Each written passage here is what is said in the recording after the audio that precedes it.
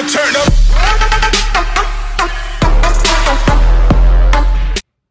What up? We are doing buy or sell. This is Marcus with Dynasty Football Dads. We are buying or selling players right before the NFL draft here because the NFL draft is going to change a lot of stuff. It always throws crap in the fan. But if you're new to the channel, we are going to be giving away a free Jerry Jeudy signed jersey. All you have to do is be a subscriber to win. When we hit 1,000, we'll be giving it to one of you guys. And then we'll be giving another giveaway after that. So the quicker we get to 1,000, the quicker we get to another giveaway. So, buy or sell. So, we are going to be doing some buys. Some of the players that I think are going to be pretty safe with NFL draft picks. The first one is going to be some wide receivers here. I think Michael Thomas is a big one, and I think I'm going to put Courtland Sutton into that category. They're two players that had injury-prone 2020 seasons.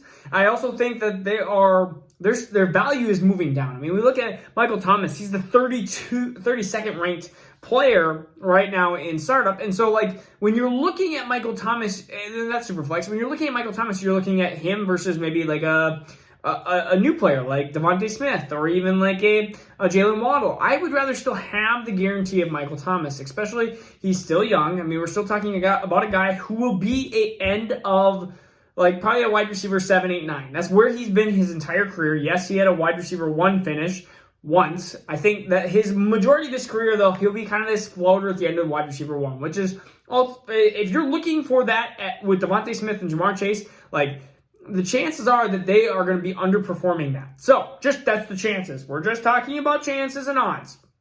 Courtland Sutton, same thing. Courtland Sutton, he was on the rise, and then he just tore up his knee. That's what they said. He tore up his knee after week 1 there. So, but he had over 1,000 yards his sophomore season. You could see this progression where he was going to be breaking out his third year. He was going to be potentially a top 15 wide receiver in my mind. What am I giving up? I'm giving up mid-first for these, end of the first if we're talking about super flex leagues. And I think in a lot of cases with a lot of these teams that are, of course, be mindful of where your rosters are, because if you are competing, this is the moves that you make. If you are contending, again, moves that you're going to make. If you are rebuilding, these are moves that you're not going to make. You're not going to buy Michael Thomas. You're not going to buy Courtland Sutton. You're going to be selling those players for a contending team because you want to be able to balance it out.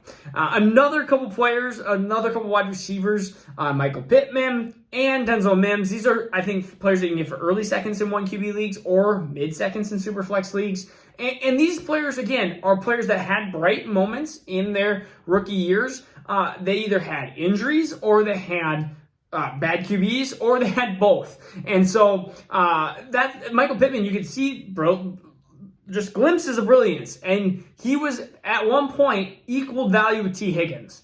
And there was some really battle between, especially even Denzel Mims and T. Higgins. Like, these three players were drafted right around each other. And Brandon Ayuk was in there. And so you could see that these players, Michael Pittman Jr. and Denzel Mims, could be shooting up these draft players. Other players to just look out for, again, wide receiver. Most of these are going to be by wide receivers, because wide receivers they're going to change. The dynamics are going to change, but wide receivers again to buy Terry McLaurin, DJ Moore, Kenny Golladay.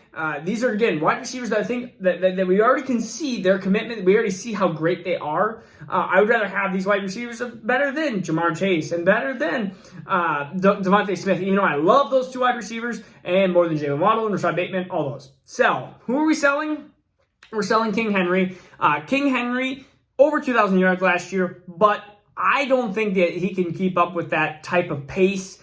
We know that they're going to try to run through him, but you're going to have to sell him and understand that he might have a year, potentially even 2, that is going to be really good without him. Like that, and people, I think a lot of owners don't understand this, and you can comment if you see this too. Is people want to sell right before the cliff hits. You cannot sell right before the cliff hits. You sell right before the cliff hits, and a lot of times smart people are already seeing that the cliff is about right there. You have to sell when they have still value left. Whether it's a half a year, yeah, you're going to live without, like, let's say Gurley or Melvin Gordon. You're going to live without them for a year. You're going to see them and you're going to be like, why did I do it? And then they're going to have a year. Then after that, they're going to start hitting this downcline. You're going to be like, haha, I knew it. And so you cannot sell right before these cliffs happen unless you play with dummies, which we don't like playing with dummies. Like, we want to challenge. And like, we even see this David Johnson type. You could see the David Johnson cliff was coming. If you were in a league of any type, you could see, like, you were not getting what you needed to, which brings me to my next point. If anybody is falling off the cliff and you have not, and you can sell them for anything, like the James Conner, the Todd Gurleys, the David Johnsons, trying to think who else is on that list, like just any old running back. Leonard Fournette, which is one of my big sells, like Leonard Fournette. If you can sell any of those running backs that are off of these first-year contracts and you feel like they're starting to hit this decline, please sell. They should have been sold, and you've been probably told that 2 years ago, like right on there, like you got my half value, quarter value, but you know what? Take the quarter, run, and just go draft a third-round wide receiver, running back, or something just random. Draft Chuba Hubbard in the middle of the third round and just hope. I mean, I would rather have that than a year of Fournette and then him going into the dust. All right, sell. Who else are we doing? Mike Evans. I am a Mike Evans lover for the first 5 years, but now we're getting to the point where I'm like, this is the perfect example of a player that we know he's going to have value for 2021. We know it. He's probably going to have a good year in 2021. But I don't care. I'm looking at 2022 and saying, I'm okay with giving up one good year of Mike Evans and knowing that the down cliff is there right afterwards. And that is what I'm doing. Adam Thielen, same exact situation. I know that I'm giving up potentially a really good 2021 season for the down cliff. There are plenty of wide receivers like this that you need to start looking at and going, you know what?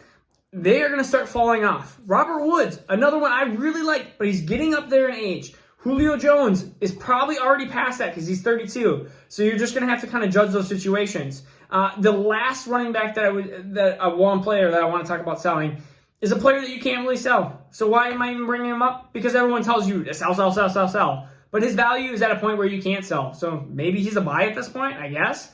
David Montgomery. Because realistically, if you trade him for 110, what running back are you going to get at 110? Probably not anything good.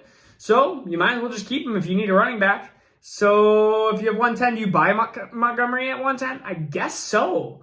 It's ugly, but yeah, you do. I think you do. Because everyone's telling you sell, but you can sell all the way to a point, but if the stock is low, you're like, I'm trying to. Like last year, I had Montgomery, and I couldn't get a first to save my life, and I'm like, it's Montgomery. He's a good running back. He's got high draft capital. I mean, he's not a horrible running back. He finishes RB4. I mean, if you're looking at RB15, you'd think you'd get a first rounder out of him. So he's a sell to the point where he's almost a buy now. I guess this is Marcus Dynasty Football Dads. We're just throwing out there just knowledge.